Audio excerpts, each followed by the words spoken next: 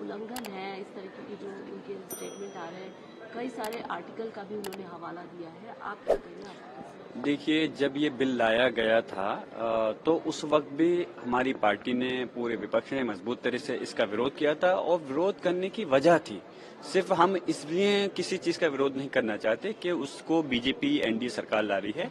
हमने विरोध इसलिए किया था क्योंकि वो हमारे एक पक्ष के लिए उसके खिलाफ ये बिल है और जबरदस्ती थोपा जा रहा है।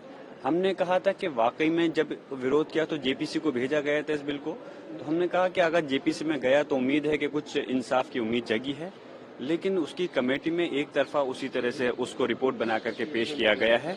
अब हम फिर से ये बिल आता है तो उसकी मुखालफत करेंगे और हम उम्मीद करते हैं बीजेपी के एनडीए के सहयोगी दल से ये गुजारिश भी करते हैं कि वो जो सब लोगों का वोट लेकर के यहाँ पहुंच रहे हैं कि इस बिल का विरोध करें, और अगर वो नहीं करते हैं तो जनता का उनको विरोध आगे झेलना पड़ेगा। फिर भी ये बिल पास होता है तो हम यकीनन सर्वोच्च न्यायालय जाएंगे इस बिल के खिलाफ और वहां उम्मीद करेंगे कि हमें इंसाफ जरूर मिलेगा। और यकीनन हम पूछते हैं कि जबरदस्ती थोपने की किसी बिल को क्या जरूरत है? जब वो बिल हमारे समाज के लोग कहते हैं कि वो बिल सही नहीं है तो आप जबरदस्ती क्यों थोपना चाहते हो? सबका साथ सबके विकास की अगर आप बात करते हो तो उनको नजरअंदाज नहीं करो। इस चीज का राजनीतिकरण नहीं होना चाहिए। हम सिर्फ इंसाफ चाहते हैं और सारे देश को हम चाहते हैं कि हक मिले और इस देश की तरक्की हो। अभी तो जेडब्ल्यूसी का खत्म हो गया मामला, टेन्योर। आपका सवाल क्या है? आपने कहा कि जेपीसी का जो रिपोर्ट है उसके अनुसार वक्त पर कंट्रोल होगा, लेकिन हम 1 इंच जमीन नहीं देंगे, चाहे दरगाह हो या मस्जिद। देखिए, जो फाइनल रिपोर्ट दी गई है और जो बीजेपी के एमपीज ने जो अमेंडमेंट्स दिए, जो उनकी न्यूमेरिकल स्ट्रेंथ के ऊपर उन्होंने उसको पास करवा लिया, और अपोजिशन ने जो अमेंडमेंट्स दिए उसको हम लोग पास नहीं करवा सके क्योंकि हमारे पास स्ट्रेंथ नहीं थी। सच्चाई ये है कि पहले तो आप ये जानिए कि वक्फ बोर्ड जो है वो मुसलमानों के उन प्रॉपर्टीज के लिए है जिसको हमारे बुजुर्गों ने दान दिया था, अपनी प्रॉपर्टी को दान दिया अल्लाह के नाम पर। उसमें मेंबर आप बना रहे हैं नॉन मुस्लिम को नंबर 1, और उसमें नॉमिनेट करेंगे। इलेक्शन नहीं होगा अभी स्टेट वक्फ बोर्ड में। आप नॉमिनेट करेंगे तो उसमें मेजॉरिटी नॉन मुस्लिम मेंबर्स भी हो सकते हैं उसमें। सेंट्रल वक्फ काउंसिल में भी ऐसा ही होगा। दूसरी बात यह है कि limitation act Hindu endowment board पर, सिख के गुरुद्वारा के ऊपर, क्रिश्चियंस पर अप्लाई नहीं होता, तो वक्फ बोर्ड पर क्यों लिमिटेशन एक्ट अप्लाई करने जा रही है सरकार? तीसरा यह है कि कलेक्टर या उसके अबाव ऑफिसर्स को कोई पावर ही नहीं है, आप उनको पावर देकर एग्जीक्यूटिव कंट्रोल करना चाह रहे हैं। चौथी बात यह है कि वक्फ बाय यूजर, जो वक्फ बाय यूजर है जिसको बाबरी मस्जिद, राम मंदिर में सुप्रीम कोर्ट ने अपहेल्ड किया, उसके पैराग्राफ्स लिखे उसके बारे में, उस जजमेंट के मुताबिक राम मंदिर बन गई, और उस जजमेंट में जो वक्फ बाय यूजर के बारे में सुप्रीम कोर्ट ने कहा है, सरकार उसके बरक्स, उसका अपोजिट काम कर रही है। ऐसे कई अमेंडमेंट जो सरकार पेश की और फिर इस जेडब्ल्यूसी में उसको बीजेपी के और उनके अलाइज ने पास किया, उससे वक्फ बोर्ड खत्म होकर रह जाएगा। ऑन पैरिटी, जब हिंदू एंडोमेंट बोर्ड्स में नॉन हिंदू नहीं बन सकता तो नॉन मुस्लिम कैसे बनेगा? यहां पर सिर्फ गुरुद्वारा प्रबंधक कमेटी में सिख ही बन सकता है। आप यहां पर क्यों बनाना चाह रहे? और एंक्रोचर्स को आप रिवॉर्ड कर रहे हैं लिमिटेशन एक्ट अप्लाई करके। ट्राइब्यूनल में आप क्या करने जा रहे हैं? तो ये तमाम चीजें, उससे एक ही मकसद है कि जितनी वक्फ प्रॉपर्टीज है सरकार उसको छीनना चाह रही है, जिसमें मस्जिद भी है, दरगाह भी है, खानखा भी है, कब्रिस्तान भी है। अब ये एक अमेंडमेंट जो इन्होंने अपनी स्ट्रेंथ पर पास करवा लिया, इस फाइनल रिपोर्ट में आप देखिए क्या कहते हैं, वक्फ बाय यूजर में अगर वो डिस्प्यूटेड प्रॉपर्टी होगी या गवर्नमेंट प्रॉपर्टी होगी तो वक्फ बाय यूजर नहीं होगा। मैं आपको एक एग्जांपल दे रहा हूं, सच्चर कमेटी जाकर पढ़िए, जिसमें सच्चर कमेटी ने कहा कि दिल्ली में 123 ऐसे प्रॉपर्टीज है जो सरकार के कब्जे में है। मैं कहा वक्फ प्रॉपर्टी है, सरकार के कब्जे में, उसकी 2008 में लागत 3000 करोड़ बताई गई। पार्लियामेंट के सामने की मस्जिद को गवर्नमेंट बोलती गवर्नमेंट की है, सामने है ना पार्लियामेंट सामने की, वहां के इमाम साहब एमपी हैं, उसका कोर्ट में केस चल रहा है, तो सरकार बोली हमारी प्रॉपर्टी हो गई।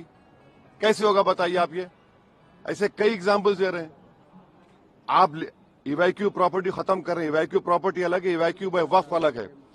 पंजाब में हजारों एकड़ इवैक्यू प्रॉपर्टी जिससे रेवेन्यू आता है उसको खत्म कर रहे हैं आप, तो उससे फायदा किसको हो रहा है? सिर्फ नफरत की बुनियाद पर मुसलमानों की प्रॉपर्टीज को वक्फ की प्रॉपर्टीज छीनने के लिए। और एक बात समझिए, ये वक्फ की जो प्रॉपर्टीज है वो हमारे लिए एक वर्शिप है। नमाज हम पढ़ते हैं मगर ये भी हमारा एक वर्शिप है, उसको हमको उससे महरूम करना चाह रहे, ये हम इस कह रहे हैं। तो इनका मंशा और मकसद तो वो एक ही है ना, वक्फ प्रॉपर्टीज बचाना नहीं है, छीनना है। वो कह रहे हैं कि मुसलमानों को भड़का रहे हैं और आप अकेले जगदम्बिका पाल जी ने कहा है कि जो चर्चा हुई उसमें आपने हिस्सा लिया, सभी लोगों ने हिस्सा लिया। तो क्या चर्चा? अरे चर्चा, इतना गलत काम जगदम्बिका पाल ने किया एज चेयरमैन, वो उनमें इतना पार्लियामेंट्री उनको रूल्स मालूम होना चाहिए। अगर मेरी रिपोर्ट दी गई थी उसके 9 पेजेस को और मुख्तलिफ 8 से 10 पैराग्राफ्स को उन्होंने ब्लैक कर दिया। और रूल पोजीशन ये है, हमने स्पीकर साहब लेटर भी लिखा, अगर आप किसी मेंबर के डिसेंट रिपोर्ट को अगर आप उसको इंक्लूड नहीं कर रहे तो आप इन्फॉर्म करना चाहिए, मुझे बताना चाहिए। अब मिसाल के तौर पर ड्राफ्ट रिपोर्ट में पढ़िए, आप लिखा गया कि वो रेकमेंड कर रहे हैं रिपोर्ट में कि ट्राइबल लैंड को वक्फ डिक्लेयर करना नहीं चाहिए। लीगली एक मुसलमान ट्राइबल हो सकता है, और इस पार्लियामेंट में 10 मर्तबा के एमपी एक मुस्लिम ट्राइबल थे, सईद साहब लक्षद्वीप के। आप उनसे कहेंगे वक्फ मत करो, इसका असर क्या होगा लक्षद्वीप में? कितने ट्राइबल मुसलमान हैं? आप हम लिख के दिए कि ये लीगली रॉन्ग पोजीशन है आपका, आपने उसको ब्लैकआउट कर दिया। कई चीजें हम जो लिखी फैक्चुअल जो है उसको उसने ब्लैकआउट कर दिया और इन्फॉर्म तक नहीं किया हमको। ऐसे कई अपोजिशन मेंबर्स की रिपोर्ट को ब्लैकआउट कर दिया उन्होंने। तो ये मनमानी क्यों उन्होंने उसमें ना? तो देखिए 391 का रूल है, डायरेक्शन 91 में मानते हैं, मगर आपको तो रीजन बताना चाहिए।